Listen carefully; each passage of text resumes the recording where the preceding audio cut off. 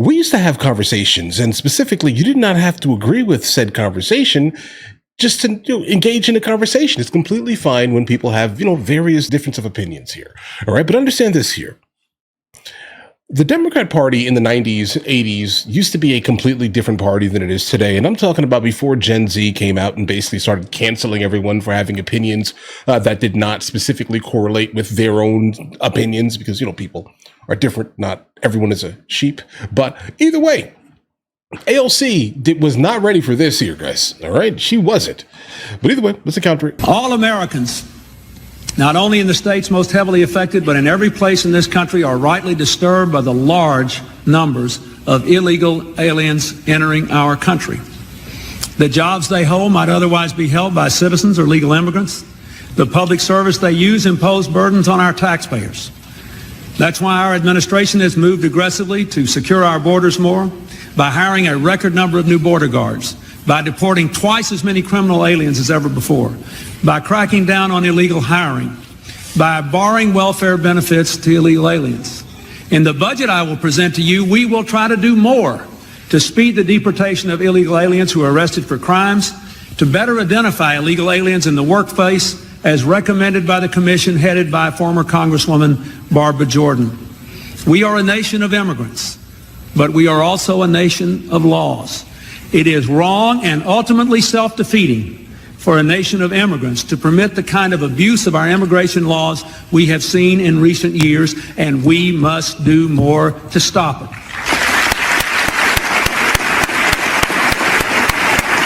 Standing ovation, guys.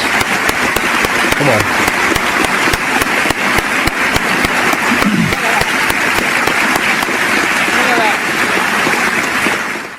You believe in open borders and complete chaos. Did you notice the bipartisan support in the chamber? As the video was played, everybody was clapping in that chamber. If I were in Congress in 1995, I would have also stood. Because I wasn't, I stand here today. Other than President Donald J. Trump, the greatest president in my lifetime, with the most safest and secure border, I believe President Clinton understood just how important border security is to our nation. But boy, oh boy, have times changed. 28 years later, the left has gone off the rails. They've gone completely nuts. They've done just the opposite of what the leader of the Democrat Party, President Clinton, stood for on border security in 1995. This committee's ranking member, he was in Congress in 1995. I assume he stood. It seemed like the majority, if not all of the entire chamber, they stood. Matter of fact, Mr. Clinton delivered his speech in the third year of his first term. And he was reelected in 1996. He beat Bob Dole, won by over 8 million votes, won the Electoral College 379 to 159. He had the support of the American people, and I'm going to assume the ranking member also voted for Bill Clinton in 1996. We have two other members, Ms. Jackson and Ms. Lofgren. They were both freshmen at the time. I will assume they stood during that powerful speech as well. And do you know why they supported and voted? They voted for legislation in 1996 strengthening our immigration laws. I applaud them for that. So what's changed, folks? What's changed with the Democrat Party? I'll tell you what's changed. If you wouldn't have heard President Clinton's voice or seen his face, you would have thought Donald Trump delivered that speech. I don't believe that President Clinton was called a racist, a white supremacist who hated immigrants, as the left and the dishonest media has painted Donald J. Trump to be. I have a report from the Heritage Foundation titled Tracking Movement of Illegal Aliens from NGOs to Interior of the USA. Why do you think NGOs have moved illegal immigrants to 431 of the 435 congressional districts? The truth is, hear me, it's because the Democrats' progressive policies are not acceptable to Americans. Heritage obtained a sampling of approximately 30,000 cell phones that were tracked to NGOs along border states. They tracked approximately 22,000 devices at 20 NGO locations in January 2022. Guys. The same devices were later traced to 431 separate U.S. congressional districts, and of the 52 with the highest rate of tracked devices, 71 of them were Republican congressional districts. The report revealed that it's not a coincidence, folks.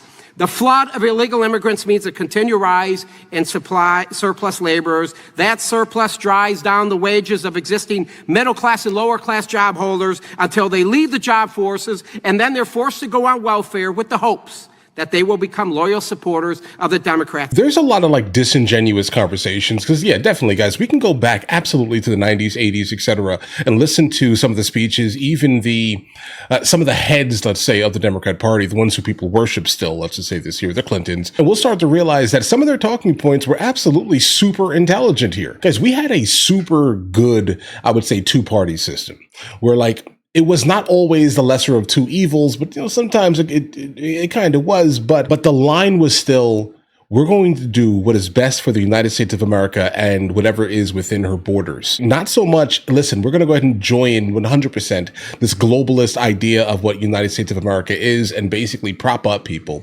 specifically who say they have the best need and desire to push the United States of America forward, but every single thing that they basically do is to her detriment here. We cannot maintain a country with no borders, with no laws, with no rules. Guys, we cannot. And we definitely cannot maintain a country where we're giving away a gigantic amount of money on a daily and monthly basis to people who are not actually benefiting the United States of America. Yes, I get it. And I'm not just specifically talking about illegal immigrants. I'm talking about individuals who specifically maintain their entire existence off of the government's buck here. Guys, listen, there's a reason why we are in debt the way we are. A lot of these federal programs that basically give entitlements to even citizens, guys, for life. These are not conducive, specifically if these individuals are not being pushed hard enough to basically kind of give something back to the United States of America that will be equal or more than what the United States of America has given to them, guys, okay? I think this is the system that we need to kind of start looking into deeply because, again, our national debt is absolutely going crazy. I'm not talking about kids, guys. I'm not talking about elderly. I'm not talking about the handicapped. I'm talking about the able-bodied individuals that are basically utilizing government assistance for life to subsidize them occasionally not working hard enough. At every point, this administration has lied to us about ICE in America, while some of the wealthiest actors in our country have tried to sell us a myth to defend it, including private prison contractors. And that myth, that ideology, is that our immigrant neighbors are our enemies and more dangerous than us. And they sustain that myth because if everybody believes it, they can get away with robbing all of us. I want to remind you where the real crime is. It's in the oligarchs taking $170 billion of our money from health care and food assistance and public programs and taking that and funneling it into a secret police program.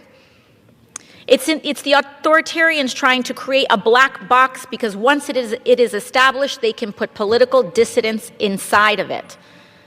But their hatred is a story, a myth, and we can choose to reject it. Donald Trump and Stephen Miller want you to believe that this is who we are as a country. And we are here to say that it is not.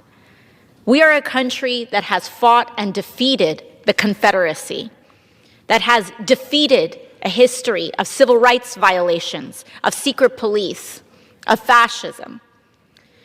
We are a country guided by a monument to freedom on the waters of New York City, who shines brightly and welcomes, quote, the huddled masses yearning to breathe free to our shores. So right now, I ask everyone in our country to fight for that ideal, to fight for this legacy. Thank you, and I yield back. There is not a single doubt that the United States of America is a place that was basically built by the idea of immigration and immigrants here. There's no doubt here, right? But understand that that is not something that can be maintained in our system here. Look back historically where the United States of America kind of became a world power. What was going on at that time? If anyone knows here, let me know in the comments here, guys, right? But I'll go ahead and I'll wait a couple of seconds. Guys, we stopped immigration. We had to look insular for a moment. If we do not take care of our country, then no one will take care of our country. What happens is other individuals from other places around the world come here to enrich themselves and basically retire back in their third world country, guys. All right. This is what happens, all while working here, sure, right? And then sending money out of the United States of America to be spent outside of the United States of America. Guys, this is not beneficial any longer, guys. I mean, at one time, I'm sure it was, right? At one time, at one singular time in our history where we needed population. But as of right now, guys, what we have built, the world wants. Okay, we can have an argument about, all the other things that people outside of the United States of America basically perceive about the United States of America. That matters 3% of what I'm saying here. I just want you to understand this here. What matters more here is that we kind of, for the most part, is that we look insular. We fix our problems. And then if we have any left over, we can help someone else. Because other than that, guys, no other country's helping us like that. Why do we have to? Okay, why do we have to? Now, she also stated something about, crime. I agree. Immigrants, large scale, are not here committing gigantic amounts of crimes here. There's a small, absolute, guys, I'm going to go ahead and go on a limb here and say probably 10%. Like 10% of the people who have broken into the country specifically, right? If they are here under asylum, most likely asylum fraud, because 80 to 90% are basically going to be sent back. She's saying that they don't have a criminal record, but I'm sorry, if you're here under asylum fraud, you have to go. That means you're here for economic migrancy. You came through the border, said that someone is trying to end your existence back in your home country, but it's a lie, can't be proven. So what does that mean here? Again, 80 to 90% of the people who came here under Biden are going to be removed. Okay. And that is due to the fact that it is not anything other than we have money, you don't, so you're coming here to basically make money and send money back to your country at the rate where it starts to show on your GDP as remittance, guys. So understand this here, some of these countries here. Whenever you start seeing remittance pop up, it means that the country has basically failed large scale. And the people in said country are leaving, going somewhere most likely in the West to make money and then send money back to their country. So their gross domestic product is showing up as money being sent back from the West to their country. It's propping up their country. Because if it wasn't happening, their country would go into like complete bankruptcy, all wildness. Okay. Again, I like the idea of immigration, guys. I've immigrated into 2 separate continents here. I've immigrated legally into Europe. I've immigrated into Asia also, specifically South Korea. I maintain full residency in the south of Spain. So I understand the idea. I've also immigrated my wife into the United States of America legally, along with my son born in Spain to the United States of America legally. So I hear it, guys. I've been through the process with my wife. I've been through the process with myself. Just do it the correct way, because your first act into your new host country should not be one that is fraught with illegality and fraud. Okay, it shouldn't be. Please do not make that your first act in your new country, guys. Just my opinion here, guys, obviously. But it is very interesting that how the Democrat Party completely shifted over time. Okay. It's very interesting. I definitely need to consistently point this out here, guys.